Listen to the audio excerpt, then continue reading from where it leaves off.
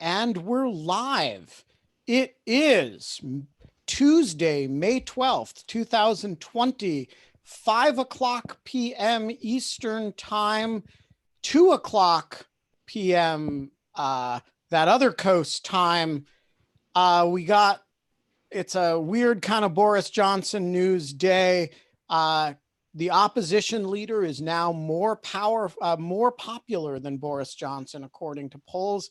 Boris and The Guardian, is it The Guardian? No, it's The Independent. No, it's The Guardian, is reporting that the prime minister's four nations approach to tackling the coronavirus has been dealt a fresh blow after Northern Ireland joined those of Scotland and Wales. All three non-English nations have joined together in rejecting the, quote, "stay alert" slogan and announcing their own plans for easing the lockdown.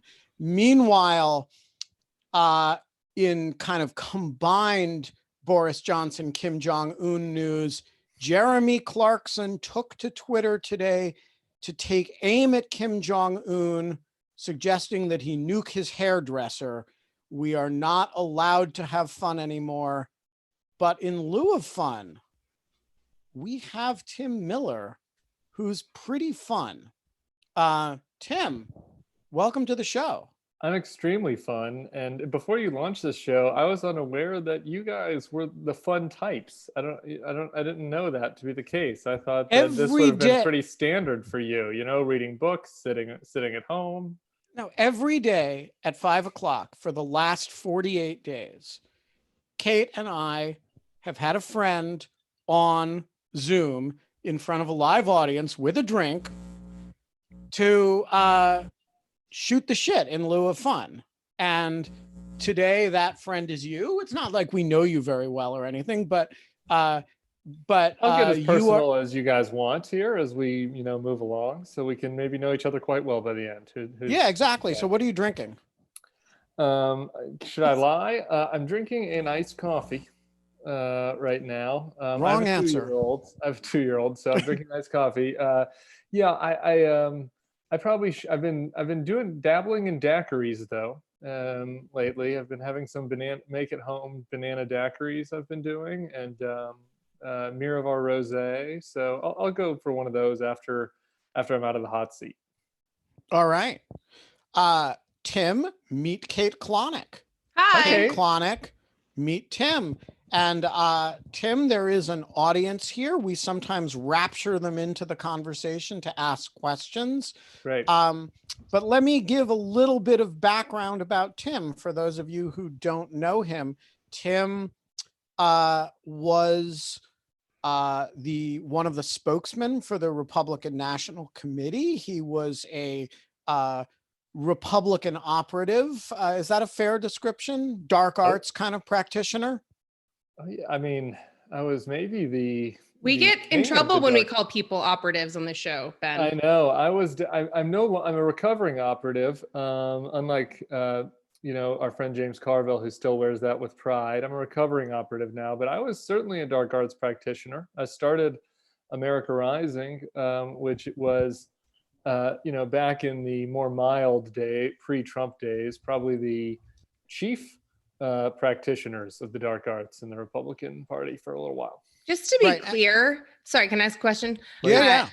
Just to be clear, it's like the dark arts and like Republicans, is that still like kind of like rat fucking from like Nixon days or something? Like what is the dark arts exactly? Yeah, it was, I think, rat fucking for the longest time. We tried to corporatize it at America Rising. So it was kind of like rat fucking. I mean, there was a puckishness to it, but it was more just I think trying to operationalize opposition research and tracking and all of that, and put it all in one place, easily searchable, make it faster for the modern era.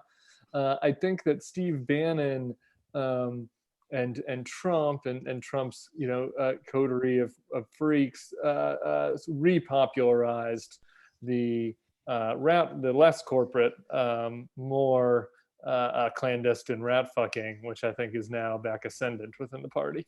Yeah, I would say that's not like it doesn't count as rat fucking if it's corporate. Yeah. But you worked, with a lot of what we've come to think of as the bad guys. I mean, you were Sean Spicer's deputy. You worked under Reince Priebus. You really I did your mean, research on me, Ben. Yeah, that's right. no, I've just heard you lots of times talk about it. And then all of those people became the Trumpists. Mhm. And you are kind of the only one of them who went never Trump, right? Yeah, that's pretty much right. I mean, certainly at the RNC proper, everybody got gobbled up by Trump world.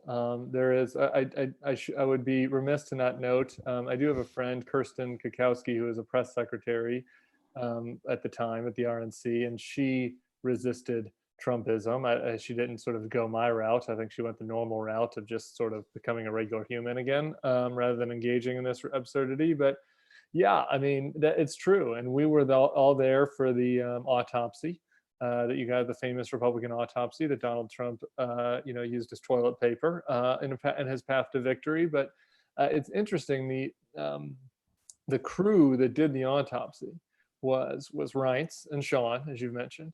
Ari Fleischer was one of the consultants that came in to do it. Henry Barber, son of Haley.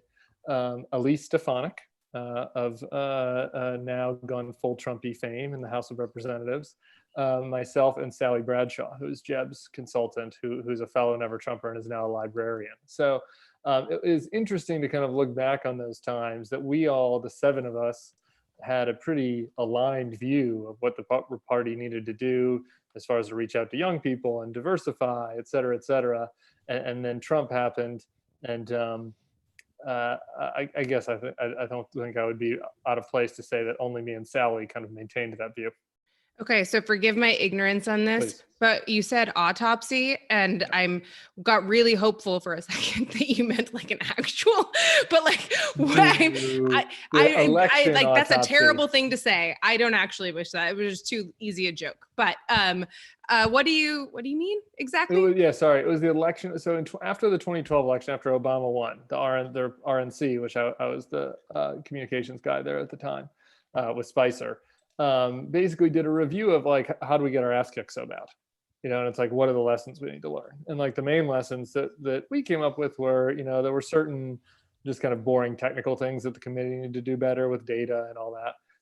But in addition to that, the committee we needed to do better with women, do better with young voters, do better with Hispanics. The theory of the case being that we kind of had maxed out and had done about as good as we were going to do with white voters. Romney did as well with white voters as Reagan did in his landslide in '84.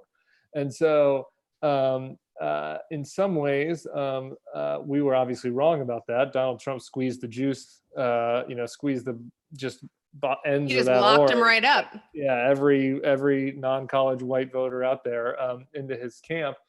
But that was basically kind of the review that we had put out, and the plan forward, which nobody listened to, which worked out for them politically, but hopefully is making some of them have trouble sleeping at night. Maybe, probably not though. So that is actually what I want to talk to you about. Yeah. Because you have spent, and for those of you who don't read Tim's stuff in the Bulwark, in Rolling Stone, a bunch of places, it is really searing stuff. And I don't think there's anybody else writing quite like you right now, which actually makes me think that all this time when you were kind of a messaging guy for campaigns and being a flack and whatnot, you were kind of missing your calling, which is in your heart, you're an essayist. And you're an essayist who's fundamentally about looking inside of other people's souls. Whether it's the collective soul of certain groups of people, or whether it's individuals, and we'll talk about some of them, you're really like quite good at sort of imagining the interior monologues of other people. And so I I'm blushing a little bit, Ben. Thank you. Well, that's I have imposter syndrome. I'm new to this whole thing about being a writer. So this is very kind of you. Thank you. Christopher Hitchens would say you just have to like let it go, drop some acid, and take a shot of whiskey. I wish I've got the 2-year-old. Trust me, I wish I could just let that all go and drop. You put the 2-year-old in a closet. That's like. So my question is, what's the difference between you and all the other people who wrote the autopsy, right? You guys worked on it together. In your hearts, you have similar view. You had a similar analysis of 2012, but Donald Trump comes along and you say, no way, no how. And Donald Trump comes along and they say, no way, no how, until the moment that they say, okay, all right, that way, that how, and reject a lot of what they had previously believed. What is the difference in psychology between the person who says, fuck it, no way, and the person who says, fuck it, way? Well, before I analyze them, I'll just give you a quick self-analysis to show some awareness of my own weaknesses in that regard, because I've thought about this a lot. And, if Ted Cruz had been the nominee, like, I probably would have landed on the Spicer side of things. Now, not on the side of like, I'm going to make absurd lies about Ted Cruz having the biggest, inauguration of all time, but land on the Ted Cruz side of things is like, I think that this is a person I disagree with on a lot of things, but fundamentally it's defensible for me to go continue my career and work for him. I think that doesn't really say that great of things about me, really. But would you now? I hope that. No. Or was never Trumpism a kind of gateway drug to a kind of break with the populist hard right? Yeah, it was a gateway drug, and it was some self-reflection. It created a ton of self-reflection, and looking back about things that I was never a populist. I worked for all the rhinos, like for John Huntsman and John McCain and all these guys. But still, in order to win, and Jeb, Jonathan Swan tagged me on this on Twitter recently. He's like, you're all on your horse now, but you used to pitch things to Breitbart. And I was like, yeah, guilty as charged. And I knew that Breitbart was trafficking in very dark stuff. And I wasn't sending them dark stuff, but I was trying to get their audience to be attracted to my candidates in other ways, right? And I think had Ted won the nomination, I probably would have still done this. So in some ways, at least in my personal growth as a human, this has been good for me. I think that what was the difference between me and some of those other people is whether it's the fact that I'm gay, whether it's the fact that I'm an adopted kid. I don't know, but I have from a personal standpoint, I think that I saw the damage that was being done, and I just felt very personally how gross and disgusting Donald Trump's behavior was and what the impact it has on people, and that just so far overwhelmed, and didn't even. It never even crossed my mind to be like, oh yeah, I'll just go with it. I mean, he was so far out of bounds in a lot of those regards. And for whatever reason, I just think a lot of those other folks made the calculation that I would have made with Cruz, which was being in the mix is more important. Feeling important is more important. Being Lindsey Graham and having the president call you, being able to go home to your friends from high school and tell them about how you know all the juice, all that stuff was more important to them than their disagreements. And then over time, you begin to rationalize that, right? It becomes tribal. You begin to see all what's, you look at the worst examples, as President Bush said in that speech, of what the opposition is doing, and you look at the best intentions of what people around Trump are doing. And I watched this from my friends who went along with it, who went from either being ironically for him to reluctantly for him to like, don't you really think the media is out to get him? And like, it just happens slowly. And so I think that luckily for me, I had some clarity that, that access was not worth the damage that Trump was causing. And so I feel like the nice thing about the people at the Bulwark, not just me, but other folks who are writing for the Bulwark and the Dispatch and the Lincoln Project, is we have like a little bit of a clarity about this that we, you know, since we've given up caring about the access side. I just kind of, so to tag on to like this, I think is super fascinating. And I love, as Ben knows, kind of asking this question to people, especially people who have like kind of have like, you know, politics that are maybe antithetical to their identity politics or something else. But I also just think that it's fascinating. I just like to know generally, like, what was like, where did you grow up? And like, what was that like? And do you think that that kind of put you like, what kind of drew you to the Republican Party initially, like way back in the day? Yeah, sure. So my family's all from St. Louis, big Catholic family, huge Catholic family. We moved to Denver when I was in middle school. Did you know the Schlaflys? No, I know the Schlaflys, but I don't know the Schlaflys. So we moved to Denver when I was in middle school, and my parents were like, my mom was non-political basically, and my dad was Republican in the way that a business guy is Republican, but he wasn't. They didn't have like a politics passion in the way I did, and I don't know what drew me to it exactly initially, but I had it from a very young age, and I think that, you know, my dad was came from a working class family and like made it big. And I think that my experience with that, like my personal experience, was very much, I related to this idea that, you know, he shouldn't be, you know, getting squeezed, right, by an incompetent, you know, government.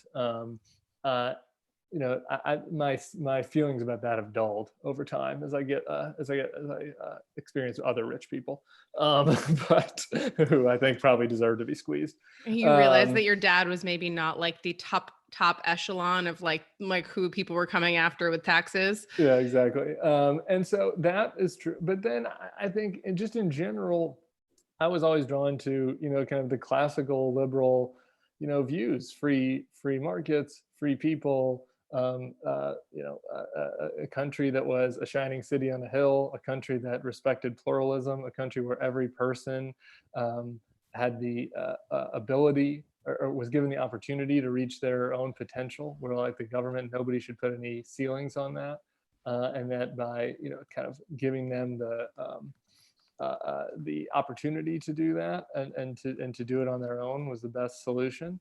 All of that stuff appealed to me, and I think that is, going back to Ben's question, another thing about Trump that was just so gross, right, is that he was just a total rejection of all of that. And you know, I don't have like a particular immigrant story, but I was always drawn to the, you know, kind of idealized American immigrant story, and you know, that was the Republican, you know, party that I grew up in, and so, you know, from that to this has been, you know, I recognize that was not a widely held view within the party, but I thought it was a more widely held view than it turned out to be.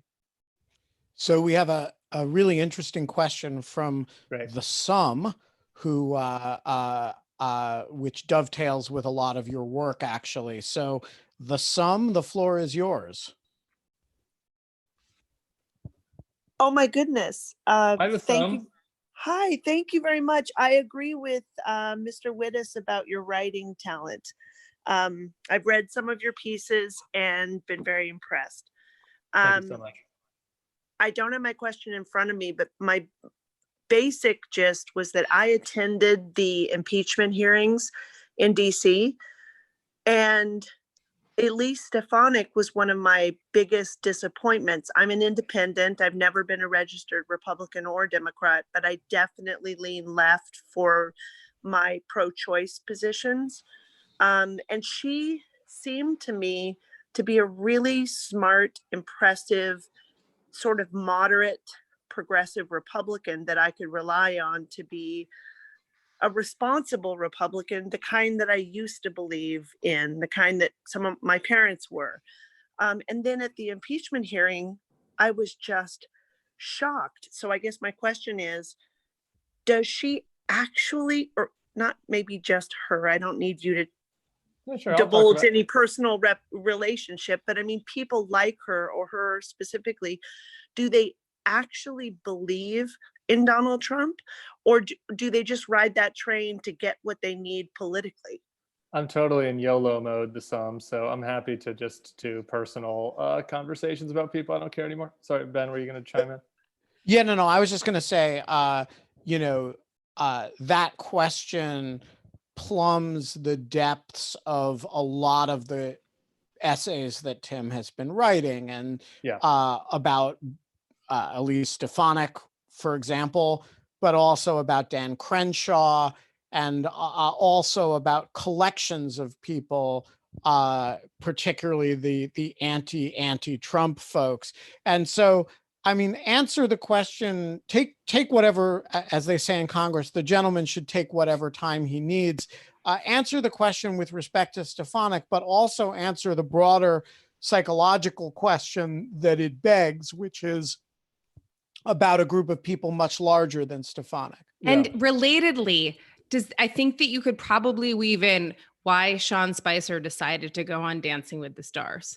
Okay. Like, I feel like it's tangentially related. I'll get in there. I'm going to tie all the together for you guys. The unified field theory, man. Bring it on.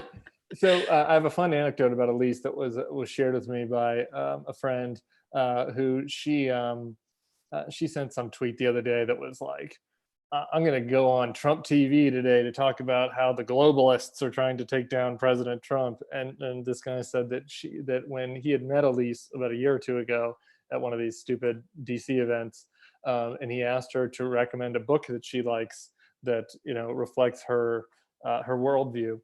She recommended to him America in Retreat, the New Isolationism by Bret Stephens. So, this is it just shows you the absurdity of this. That at some level, no, she doesn't actually believe this in a deep way. She's not an immigration restrictionist. She's not, somebody who cheers on the president when he tells Black women who are born here they should go back to where they came from. But I do think that what she and the other anti-Trumpers have come to believe is that Donald Trump is flawed, but he's kind of a joke. And he's flawed, but it's not really that big of a deal because it's better to have a flawed person who's a conservative running the government that lets us get our judges and lets us get people I like, be Betsy DeVos in the education department and Wilbur Ross in commerce, and lets Mitch McConnell do his things. That Trump's worst instincts really don't actually harm anybody. They're just him venting, and that the real evil that our country faces is the journalists who are unfair to conservatives like Elise, and that Jim Acosta is the great threat that faces the country, and that Donald Trump is the minor threat that faces the country. And I don't know that Elise would say, yes, I agree with that explicitly, but I think that is the psychology behind it, that the groupthink, you forget this is not, Washington, even before the pandemic, is no longer a place where there is this kind of great, commingling of ideas. Elise Stefanik's life is she goes to House Republican conference meetings with other Republicans where they complain about the media, how they're treating them. She talks to staffers who complain about how the media is treating them. She goes to fundraisers where she talks to donors. Like she is not getting exposed to what these other folks are thinking, and so increasingly you just shut down anything that threatens the kind of safe, cozy space that you've put yourself in. And so I think that a lot of these folks have just kind of walked slowly down this path, thanks to tribalism, thanks to groupthink, and thanks to really just opportunism. Right. I mean, it's like anything else, Ben, you guys know this. We're all, by nature, we want to be part of a team, so I signed up to write for the Bulwark because I'm longtime friends with Sarah Longwell and I know these folks. I didn't know Charlie Sykes before this, right? Like if I'm on Twitter and somebody says something mean about Charlie Sykes, like a year ago, I would have been like, that's kind of mean, but I'd ignore it. right? Now I'm like, oh my gosh, these guys I come would after lie Charlie down in Sykes. That's my traffic for guy, Charlie Sykes. right? I'm going to defend him. I'm going to go to the mat for him. And so I think this happens, right? So you put on your jersey and you're like, even though I don't really agree with all this little stuff over here about Trump, he's on my team. And the real enemy of the people is the guys that are exaggerating how bad he is or whatever. And over time, that just sort of builds and builds and builds. The resentment against the media builds and builds and builds. The resentment against the left builds and builds and builds to the point where you do start to believe this stuff. Maybe not 100% of it, but you start to believe it on balance. Do you think that that's true? I want Kevin to ask his question, but do you think that that's also true of the left? Like, I just know some people who are on the left that are just as like, just as kind of like, just rabid about like believing what they believe and not taking anything else in. I just feel like the tribalism is to a certain extent on both sides. And like, it's so strong and without any sense of self-awareness almost. Yeah, I don't think it's evenly distributed on both sides, but it certainly appears on both sides for sure. I think as evidenced by the fact that Joe Biden just won a massive primary victory, I think shows that there's a level of pragmatism on the left coalition that didn't exist on the right coalition. But look, I definitely think it does. I mean, if you look at like who are those guys, the brothers, the Krasenstein guys, there is definitely this strain on the left of kind of resistance grift where, and by the way, this, the fact that this exists exacerbates this problem on the right, because it gives people on the right the ability to say, see, these guys aren't fair. And so they get more entrenched, and then the left gets more entrenched. So I do think this has an effect where it plays against each other. But yeah, I mean, I think that I actually don't really care that much if there are resistance people that exaggerate Donald Trump's crimes and offenses from time to time. Like, I just don't think that's that big of a deal in the grand scheme of things, but it can become a problem. Why not? I mean, truth is truth. If there are resistance grifters, and there are, yeah. And some of them are pretty pernicious in the sense of, I mean, I'm not going to name names here because Sure. Why bother? But, one of the reasons I created and perpetuated the baby cannon thing was to try to distinguish between real journalism and bullshit, and to give people a very simple heuristic that amounted to a person with some reasonable authority saying, read this. And if baby cannon doesn't say boom, that means I don't really think you need to read this one, right? Yeah. But if baby cannon says boom, read it, This is real. right? And like something really simple that separates the Louise Menches from the New York Timeses. Yeah, I agree with that. Why isn't it important? Yeah, no, it's, I maybe should have chosen my words more carefully. Truth is truth, and truth is important. I think that long term, the left does have a potential problem with people who are not speaking honestly to them. And I think that eventually, that will not necessarily result in somebody that is as pernicious as Donald Trump, but it will result in,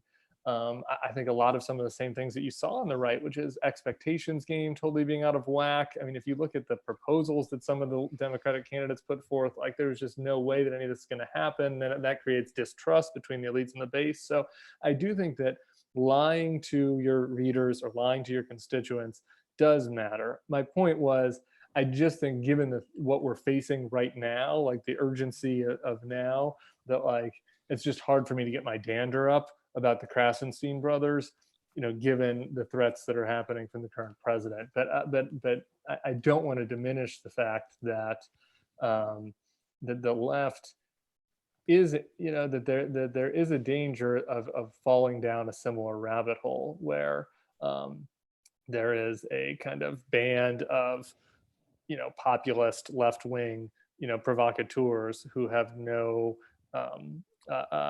concern for the truth, and then you have establishment Democratic politicians who, in order to appeal to those people, like we used to do with Breitbart, fudge the truth, lie, throw them the bone, throw them some red meat. Eventually, the provocateurs eat the establishment, right? Like eventually you give in. And so I think that is something that is a problem for the left that is coming. But I just meant it to be, I don't see it as like the urgent matter that we see on the right.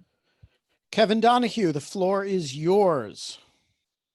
Thanks, Ben. Hey, Tim. I also really like your writing style. I wanted to ask you about your assessment of Joe Biden's campaign. I like Joe in the primary, and everything I read about him in the media and amongst the people that I talked to about politics indicated he was this really weak candidate. And so he's really surprised me that he won. And I was happy about that. But now I don't know what to think about, what his strengths and weaknesses are as a candidate. And I don't know, really to trust the polls right now or put faith in those. So how do you evaluate Joe's strength as a candidate, and what are the weaknesses that he needs to kind of preempt as the general election campaign kicks in here? Yeah, look, I think that there is good bedwetting and concern when it comes to Biden, and then there's unhelpful bedwetting and concern. I think that it's reasonable to be concerned that he's not going to win. So, there's no sense to be complacent, and I don't want to argue for complacency. I also think a lot of the nitpicking about him and his campaign is absurd and ridiculous. I don't think that, in the political environment that we're in now, like this election is going to be about Donald Trump. That's good for Joe Biden. Like Joe Biden does not need to, put himself out there any more than he has to. Like this idea that like Joe Biden's hiding in the basement and that he should be, everywhere doing, YouTuber interviews and, doing the in lieu of a fun pod and being everywhere. I just don't agree with that. As far as I'm concerned, he could just spend 3 weeks in the heart of Africa on a mission trip and just kind of go away for a little while. And that wouldn't really matter to his campaign one way or the other. His strengths as a candidate, his main strength as a candidate is that there are 3 groups of people that matter in this election. Obama Trump voters, white working class folks who switched, people like me, rhinos in the suburbs that voted probably for Evan McMullin or Gary Johnson last time or held their nose for Trump, and voters, largely voters of color and young voters who didn't turn out. Joe Biden does well with all those people except for young voters. Like he does disproportionately better than the other candidates with all of the key swing categories. So he is constitutionally, he's a good candidate. His problem, his potential weaknesses, I think, come in a debate setting, with Trump, where that's just a Trump debate. As somebody who's been there for Jeb, is a weird beast that's really hard to prepare for in the best circumstances. Biden, obviously, I don't think is at the top of his game when it comes to debating. So that's something that gives me a little bit of concern. I'm curious when you say that about, do you think Biden is at this point essentially a generic Democrat? I mean, it's generic Democrat in the polling sense, right? That he's basically somebody who's fundamentally objectionable to very few people. And so when you say the name Joe Biden, it's just like a reason. It's like saying, like putting on the ballot some reasonable Democrat. And the less he says, the better, because anything he says could piss somebody off. If he talks, he might say something stupid, but if he just stays as, some reasonable seeming Democrat, that is a winning position. I mean, he's got, being some reasonable Democrat's not a bad place to be right now. So, no, consultant is ever going to, make more money by saying do less. But I think that there's a good argument for saying do less. There's my parents who are were Rockefeller Republicans for like most of their life and also just despise Trump right now. My dad, his favorite line is that he'd vote for a bowl of cabbage soup over I don't know why he picked that particular item. Smells, because it smells. I don't know. But basically I think that's right. The closer to Biden that Biden can be to a bowl of cabbage soup, is just fine. He doesn't even have to be likable. No one has to want to eat him. They're just he just has to be unobjectionable and and the sustenance you need in a crisis. And so I think that it's actually, now that you guys are talking about it, kind of a good metaphor actually. I think that's right. My only caveat is, you know, there is a turnout game here, and his campaign is going to have to navigate the challenge of motivating people to turn out. You know, there is in 2018, just giving the middle finger to Donald Trump was enough to motivate enough people in an off year to have a good time for the Democrats. The Democrats didn't have like this great, inspiring, overarching message in the midterms. It was basically just screw this guy. That didn't work for Hillary for a variety of reasons. So I do think it's an open question about whether that works for Biden, and I think that it's something that his campaign apparatus needs to be really focused on. Is how do we deal with the energy side? Because the persuasion side, like I said, I don't think that he needs to concern himself.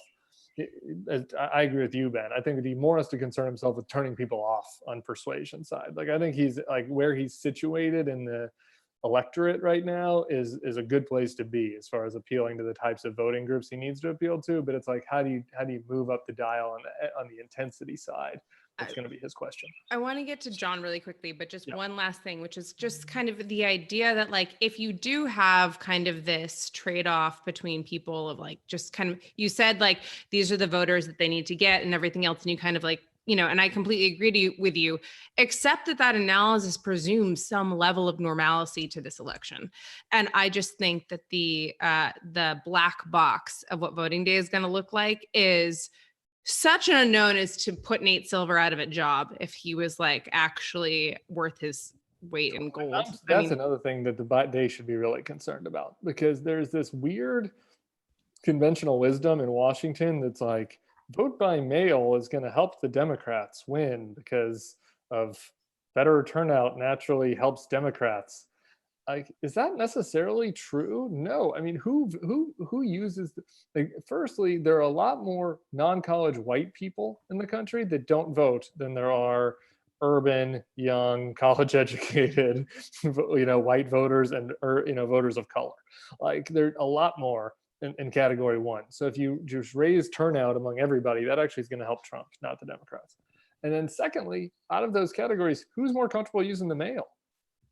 You know, it seems to me rural, ex-urban, non-college white people are more comfortable using the mail. That's actually not true. So Nate Persley was on, he was talking about this, that like basically like that minority like populations traditionally don't trust the mail system for their vote. They think that it's not trustworthy. So yeah. No, but that's Tim. That's exactly Tim's point. But yeah, so no. Oh, okay. Sorry, you were okay. Sorry. Yeah, like that was the point that I was making. Yes, I think of course. The mail election could help Republic, could help Trump. Precisely. Not Yes. to say that we shouldn't do it. I mean, I think we obviously need to have a vote by mail system to give everybody options, but that's a challenge, a bigger challenge for Biden to overcome than Trump by, you know, educating his voters about how to do that.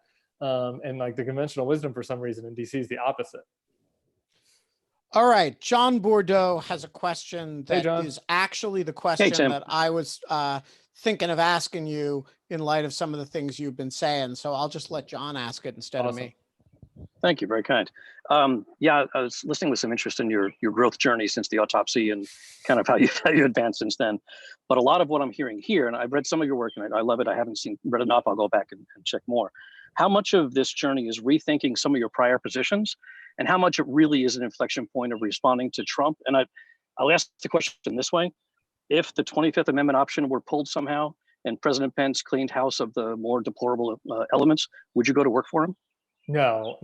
Pence is so far gone. I mean, all these guys are so far gone with the way that they've debased themselves. It just makes me, honestly, it makes me sick. So to the first part of the question, it's a good question. And I've done a lot of reflection on this. I think that's another thing that makes me different from the other guys. Back to your first question, Ben, I don't know that a lot of them have done a whole lot of reflection at this time. They just sort of have moved forward through inertia and done what they would have done if anybody won. But I think Frum wrote this. Another good, certainly an essayist that I could aspire to. He wrote that the Trump era just changed his priorities more than changed his policy views. And I think that's true for a lot of people. It's certainly true for me. Like, as I was joking about earlier, like what the top income tax bracket rate is like no longer really that big of a priority for me. Like I guess on balance, like I haven't really changed my views that much on taxation and regulations. but I just like, it's not that big of a priority for me. And part of the reason was because back in the before times, I did not, recognize that like basic things like believing that everybody should be allowed to be in this country, regardless of what their religion is, and treating everybody with respect, no matter what their race is, and not having somebody who is a kleptocrat that is lining his own pockets as the White House, as the president is these are all things that I did not realize I had to prioritize. They weren't on my sheet because I thought that was like a baseline thing everybody just agreed with. I was wrong about that. And so I've kind of greatly reprioritized what's important to me, and a lot of the things that I was always kind of iconoclastic or whatever, separate from the Republican Party on, being more, promoting diversity, being an immigration dove, things of this nature, are like all the things that the Republicans have left me on. So I really think that the only major thing that I've changed my views on is I've softened on fiscal issues, just really caring about them. And I was always kind of a squish on guns, but I've gotten increasingly squishy on guns as I get older too. So I'm curious because I've actually gone through a kind of similar. I've never been a partisan. Yeah. So it's a little bit different in that regard. But I do think that there were, for example, for me, it is the battle against the civil libertarians, which I used to think of as one of my central salient political characteristics, that that I was, that I believed government needed certain authorities. I still do believe that government needs certain authorities in order to function, and that civil libertarians of a certain variety were really interested in disabling those authorities. And I kind of thought of those authorities as relatively non-political. They're just like the ability to, kill terrorists or prosecute them, or right. And now it's not that I don't believe those things anymore. I do. And it's not that I still don't disagree with a lot of civil libertarians about it. It's just that I think the question is deeply unimportant compared to the question of like what unites, for example, me and Jamil Jaffer, the great civil liberties litigator who I used to think of as a sparring partner. And now we joke about it, what wouldn't he represent me on, and what wouldn't I and I was so joking with the old Obama spokesman, Ben LeBolt, who's a friend of mine, and he was like, remember when you were so mad at me about Solyndra and high-speed rail? And I was just like, yeah, exactly. I was actually right about Solyndra and high-speed rail, but it's kind of like, who gives a fuck about right. right now, So that's my question, is it that we were all focused on unimportant questions, or was it that those were objectively important questions? It's just that the ground has moved enough that they are no longer questions that anybody should be focused on. Should we aspire to a time when you and Ben LeBolt go back to fighting about that, and Jamil Jaffer and I go back to fighting about things? Or is it basically that there has been a realignment of the political structure such that we're allied, the people who are allied on these pre-political questions, that is the new political constellation, and we should be comfortable with that as a long-term reality? You mean we throw out tribalism and decide to base our identities on moral principles? God forbid. No, I mean, I actually mean to be a little bit more respectful of the question, in the sense that there was a time when it seemed like it was really important whether the top marginal tax rate was 39% or 35%. And then we grew up and threw away childish things, right? And now we actually have to have an argument about whether everybody should be able to vote. And that's a more important question. And so let's embrace the fact that we are all on fundamentally the same side of the most important questions. And there are a lot of things we're going to disagree about, and that's perfectly fine. Yeah, I kind of chuckle and I get this a lot from Democrats who I'm aligned with on stuff now, where they're like, I just can't wait to go back to being able to fight with you over, whatever, taxes and regulation. I think that we're seeing not a permanent, nothing's permanent in politics, but a relatively significant political shift that is going to happen for a while. And I think the ground has shifted under our feet. I think it's continuing to shift. I think that there will be a shift within the Democratic coalition that is coming that will kind of impact this as well. I don't exactly know how that's going to shake out, but that's coming for sure. And I think that we'll be fighting, especially if you look at what's happening around the world. You look at what's happening in Europe. It just seems to me like we're going to be fighting on these fundamental things for a while, and that the pre-political questions are going to kind of land in the realm of unimportant within kind of our big defining political debates, but will still exist in Washington, among kind of a lobbyist class among the swamp that fights this stuff out. I mean, it's not like we're going to stop doing those things, and that there will still be some partisan differences there. But I think that the fundamental changes are going to be are going to remain where everybody having the right to vote, just sort of these populist demagogic fault lines are going to continue. The question is, the big concerning question for me is what happens if both sides end up being populist and demagogic and anti democratic, in different ways, of course. Then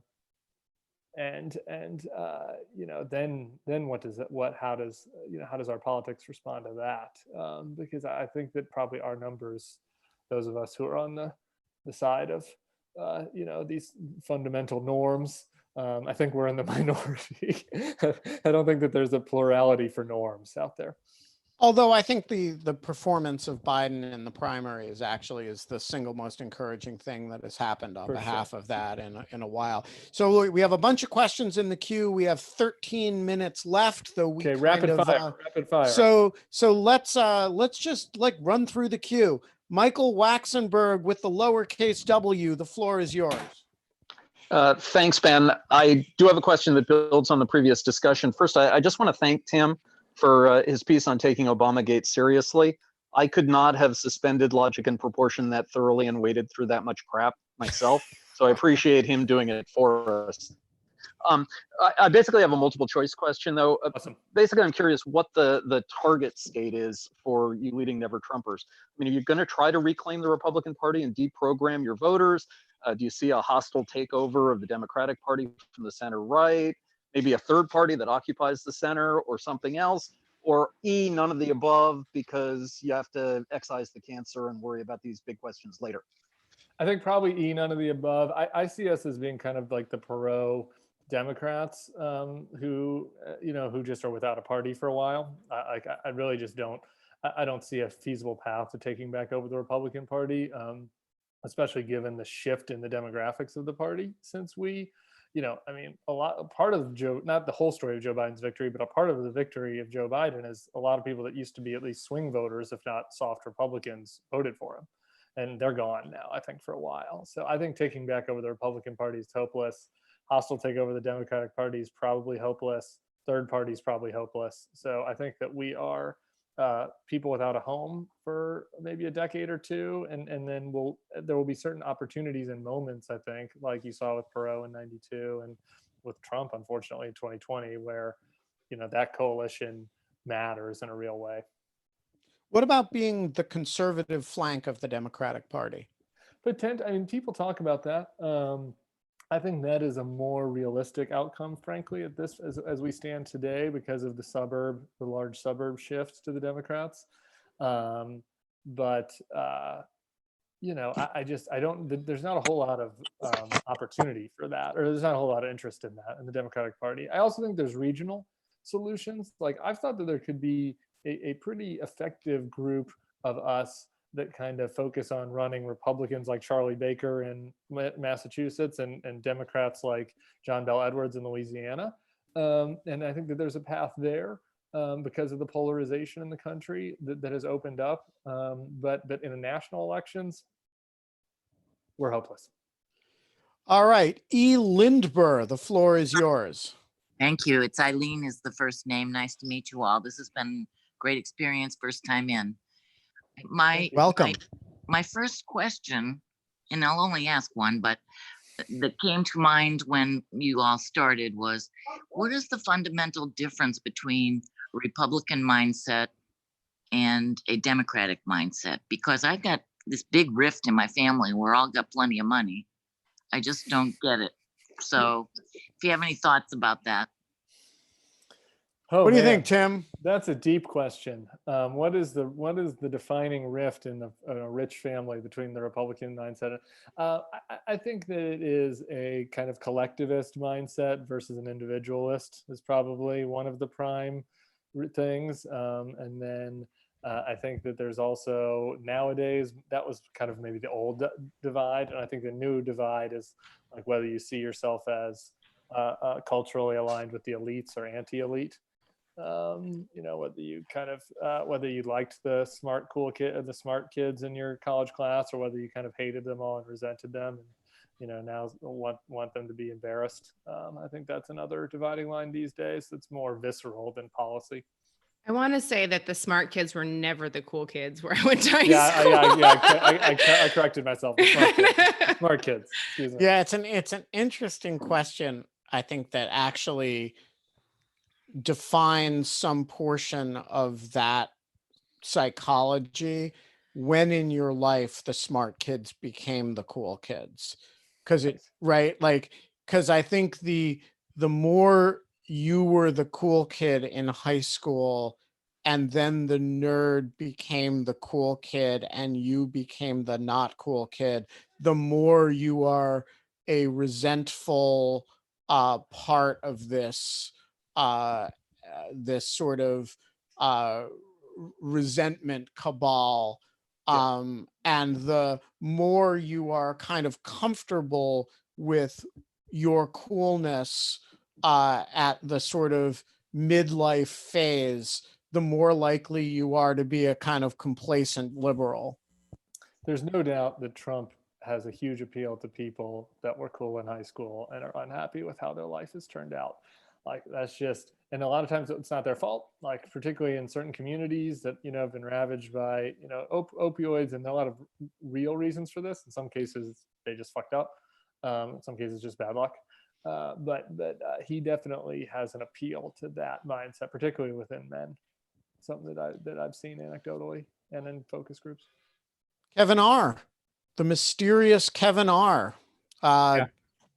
Give us your thoughts. So I was wondering how much of the problem in your view, or more generally, is Trump versus the Republican capture of the Senate, and now it's becoming more obvious the Supreme Court, where, it seems to me like the Constitution as written sort of expected that, you might end up with a really lousy president, somebody who's doing a lot of bad things. But we've got all these nice checks and balances here that'll keep them in line. And sort of what's gone wrong is the factionalism, which was feared in the Federalist Papers, has arisen, and now we've got a group that's putting party ahead of country. Yeah.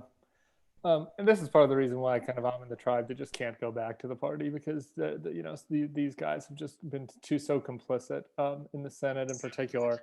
That said, I do think Trump is the existential threat. I don't know that, maybe this could be where people who've been watching who are like, are we sure this guy's a Republican? This might remind them that I'm a Republican. I don't know that Mitch McConnell, jamming up Joe Biden's policy agenda is really that bad of an outcome, right? I don't, if the Senate is actually doing its job and kind of slowing the gears of government, like that doesn't really bother me that much. The part that you hit on that is extremely problematic is when they're not doing their job, particularly on oversight and the rule of law. And you got people like Marco, who ran really for the Senate on like, vote for me, I will hold in check Trump or Hillary. Like that was Marco's campaign ads. And obviously none of those guys did that. And I think it's to all of their great shame. And I think that a lot of them know that they, should be acting more on it. And that's why you don't see them on TV anymore. Ken Landa, the floor is yours. Thank you very much. So my question paints with a broad brush, and I know that. Among leadership were norms, Republican leadership were norms like appeals to personal morality, rule of law, constitutionalism, small c conservatism. Were they ever good faith? They certainly appear to have been thrown overboard right now, but have they always been code for other things or partisan wedge issues for political advantage? Great question. I think that they were real for certain people. They certainly were real for the Bush family. The Bush family has a lot of flaws, and W made plenty of mistakes, but it was genuine, and I think that it's shown that since then. I think that for a lot of other people, this was I think there's a category of people for whom it was genuine, and they just completely threw it away because it was less important to them than being able to golf with President Trump. Those are the most despicable people, I think. And then there's another category of people for whom it was code, I think, for, sort of traditional values, white America, and things of that nature. And so I think that there's a little bit from all three columns. Christopher, you get the final question before Kate does the wrap up, and we send Tim off riding off on a white horse into his wallpaper. That's a very big privilege. My question comes really from a very maybe German perspective. I would like to know if you believe that if Trump loses, the peaceful transition of power is really in danger. I don't think so. I was on an MSNBC panel, like remember when the person wrote the anonymous op-ed? This was one of those big scandals that we don't even think about anymore. It's going to turn out to be Mnuchin. Yeah, and there was this big panel about like what is going to happen right now. And the consensus on this panel, I don't want to out anybody, was that Donald Trump was going to use the levers of power of the DOJ to out this person, that it was potentially leading to a vast takeover of power from the executive. A coup was coming. And I kind of was like, I don't know. I think he's going to just send some mean tweets about this and like then like let it go. And so I sort of feel that way when people bring up. I think that there's good reason to be concerned about a lot of things that Trump is doing. There's good reason to try to put all the checks that we have on him that are possible. Like, is he really going to chain himself to the White House? I don't know. I think that he'll probably leave and send a lot of like really mean butthurt tweets and go on TV and accuse Joe Biden of being senile and a criminal, and say he should be put in jail. And he'll probably run for president again. Maybe that's a topic for another 1 hour. But I do think he'll probably leave. I agree. I think the person who nailed the answer to this question about what if Trump refuses to leave was Pete Buttigieg, who whenever he was asked this question would say, well, if he's willing to help out around the place, I suppose we could probably work something out, which I always thought was just kind of nailed the, this is probably a subject for a different day, but there is more automaticity to the process of losing an election than people think there is. Okay. I would just like to say just for a second, like, I'm sorry, I'm like deep in constitutional law theory for this paper right now and everything else. And I'm reading Gordon Wood, and like, there's been all of this, like, I've just been thinking about this a lot. And he has this line, I can't find it. I tried to find it, but like, he has this line about how much of the culture, like how much like the culture of the Constitution as we understand it today has nothing to do with what was actually being said at the time. during the convention and during the drafting. Word. Yes, and how it's all about like kind of a cultural understanding you imbibe the norms of your culture and everything else shifts. Like when I was in high school, I remember so clearly the scandal around Ellen DeGeneres coming out as gay on the cover of Time magazine, and like my parents like just being like me coming out and my parents being anti-gay and like all of this stuff. And now it's like the sea change in 2 decades is incredible. Like it just a completely different world.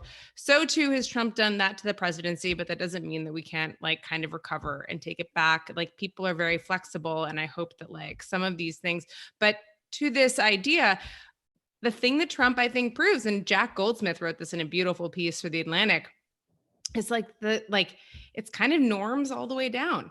So much of the transition of power and the Constitution and how things work between the branches is normative. There's just an understanding of civility, and people aren't going to like, do something completely batshit. I know we're over, but you don't think Trump's changed that semi-permanently?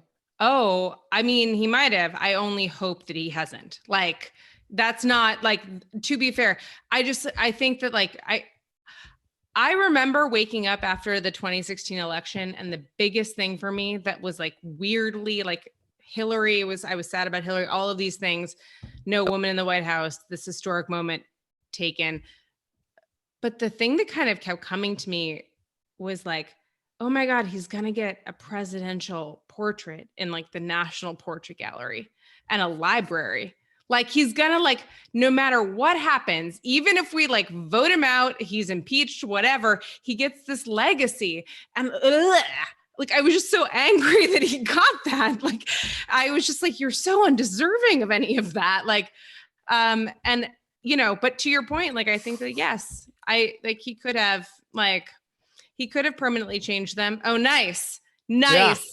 Oh my God. You weren't on camera for that. Totally screenshotting that and making it you can't because he wasn't on camera with the YouTube. He wasn't. No. I'll get it off of YouTube and I'll use it as the thumbnail for the episode. Perfect. Thank you. I know you'll appreciate that. So anyways, look, Tim, thank you so much. And I didn't mean to rant at the end there. I just like kind awesome. You're a great American, and I wish 1/3 of members of Congress could be 1/3 as reflective as you have been in the last hour. Well, actually, to that point, can we ask Tim if he's going to run? You want to run, Tim? Hell no. Really? Hell no. Never? Who'd vote for me? You're going to be. I don't know. People who like smart Trump cucks out there. I don't think I have a base. Who's my? You're going to be like the new Chris Hitchens. That's your future. That is your future. Yeah, See, totally people in the chat already would vote for you. But seriously, chatters. Yeah. I don't know. More smart people. We don't know who we have tomorrow, right? Tomorrow's a wild card. Yes. All right. So what's our sign off? Yeah, come back anytime. Oh man, that would be fun. Actually, we could just do a double, like do it back to back. That'd be really fun. So in the genre of people making things all about them and what they do, and like casting aspersions at other people's interests and concerns, the University of Illinois entomologist Mae Berenbaum said of the worry over murder hornets, people are afraid of the wrong thing. The scariest insect out there are mosquitoes. People don't think twice about them. If anyone's a murder insect, it would be a mosquito. She then goes on to cite 15 deaths as reported by the Eastern Equine Encephalitis Association of horses. That are like all because of mosquitoes. Actually, this is true. The Bill and Melinda Gates Foundation devotes almost like two of their biggest things are measles vaccines and like nets for like the spread of disease. Well, when they get jailed by QAnon, we're going to be in big trouble on the mosquito front. Exactly. It's the biggest beneficiaries of QAnon, other than the reptiles. The reptiles are like really into QAnon. And I was offended because the QAnon people put together a tank image with all the bad guys on it, and I was not on it. And I just was offended by that. But some of the people on the tank were reptiles. And I don't know what that's about, but the QAnon people think there are reptiles that are coming to eat us or something. Anyway, Kate, that's an excellent point. The true murder insect is the mosquito. The murder hornet is being maligned. We're going to have to update our update. Tim Miller, thank you so much for joining us. See you guys. All in the Super audience, fun. this has been an unusually well-attended episode, particularly on YouTube. So share it, and like spread the word about In Lieu of Fun, because we're doing this, like we're creeping up on our 50th episode. It'll be this week. And I'm making a trailer then, up. I'm making funny things for you for our anniversary as our anniversary gift. I'm super excited about that. Okay. And until then, what's the sign off, Kate? Oh no. We can't have fun anymore, but in lieu of fun, you can still have us. I literally just should write it down. I just watch something and I'm going to tape it to my computer screen. But anyways, Kate is the smartest person I know who can't remember a one-line sign off. In lieu of fun, you can still come and hang out with us. Bye, folks. Bye.